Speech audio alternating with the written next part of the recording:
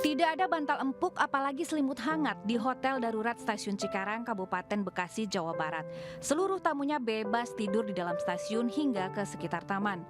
Pemandangan penumpang KRL yang menginap di Stasiun Cikarang ini karena mereka tak ingin tertinggal keberangkatan kereta pertama atau terlewat keberangkatan KRL terakhir.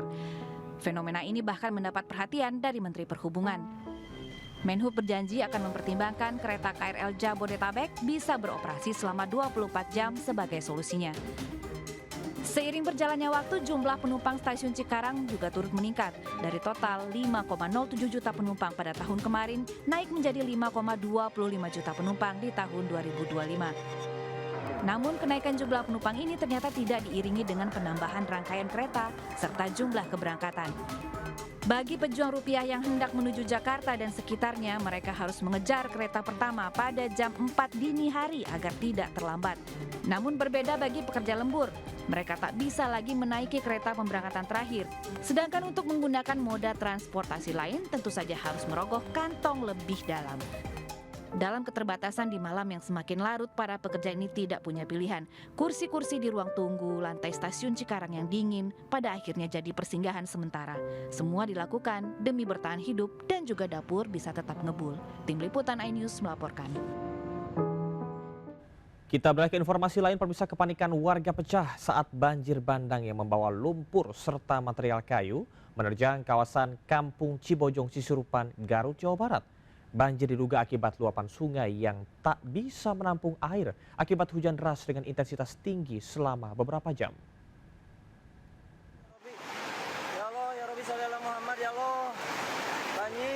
Air berwarna coklat pekat bercampur lumpur dan material kayu ini tiba-tiba menerjang Kampung Cibojong, Desa Balewangi, Cisurupan, Garut, Jawa Barat.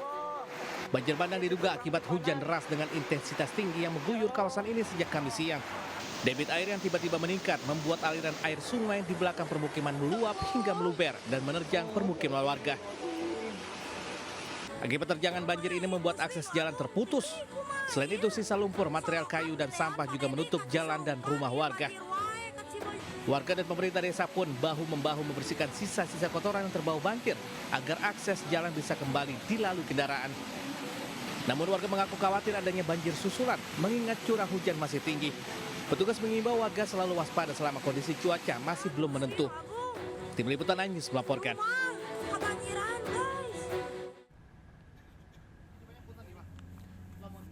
Selain banjir, cuaca ekstrim hujan deras juga memicu bencana longsor di berbagai daerah. Di Kecamatan Ngamprah, Bandung Barat, sejumlah rumah warga tertimbun longsor tembok penahan tebing pagi tadi. Longsoran sempat menimbun seorang bocah perempuan, namun beruntung korban bisa diselamatkan. Longsor tembok terjadi usai hujan deras selama 2 jam sejak subuh tadi. Sebanyak 18 orang dari 5 keluarga kini mengungsi.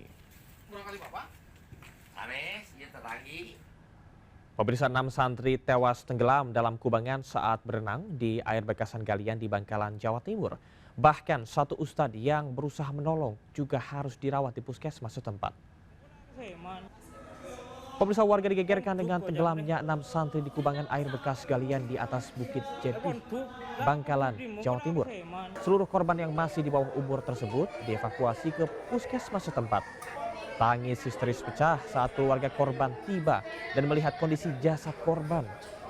Usai diidentifikasi, seluruh jasad korban diperbolehkan dibawa keluarga untuk dimakamkan di kampung halamannya masing-masing.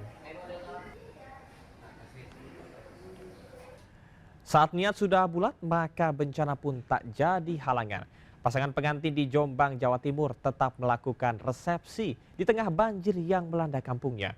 Kedua mempelai dan tamu undangan pun harus melewati genangan air tanpa menggunakan alas kaki.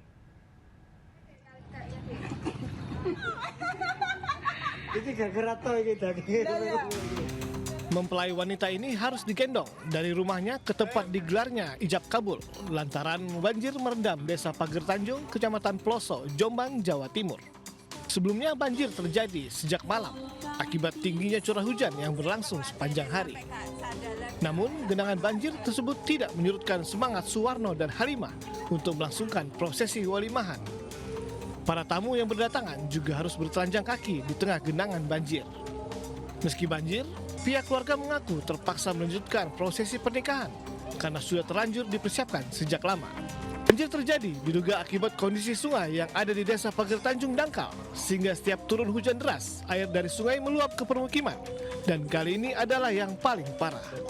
Dari Jombang, Jawa Timur, Mukhtar Bagus, iNews melaporkan.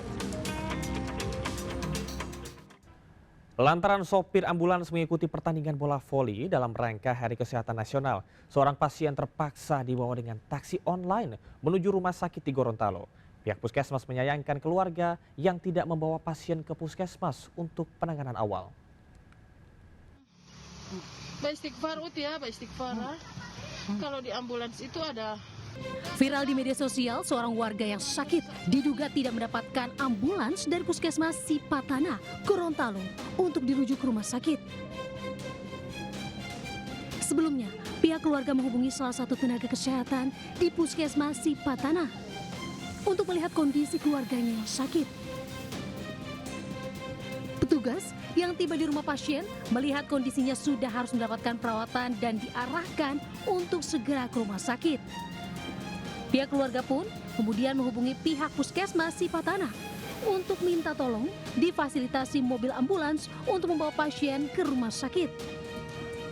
Namun, pihak keluarga kecewa ambulans dari puskesmas tak kunjung tiba lantaran sopir ambulans masih mengikuti lomba voli. Sementara itu, pihak puskesmas menyayangkan keluarga pasien tidak membawa pasien ke rumah puskesmas Sipatana untuk mendapatkan penanganan awal sebelum dirujuk ke rumah sakit. Dari Gorontalo, Nur Faizi Lahasan melaporkan.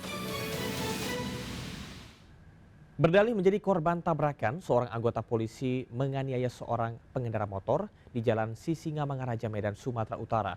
Usai viral, polisi menyatakan anggota polisi mengidap gangguan jiwa.